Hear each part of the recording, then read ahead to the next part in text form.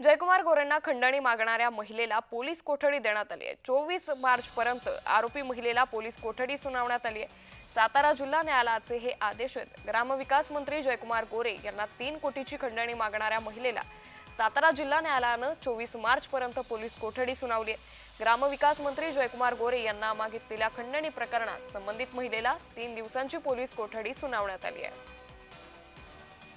या संदर्भात अधिक माहिती घेऊयात आमचे प्रतिनिधी प्रकाश शिंदे यांच्याकडून। प्रकाश, जयकुमार गोरेंना खंडणी मागणाऱ्या महिलेला पोलीस कोठडी सुनावण्यात आली आहे, काय अधिक तपशील?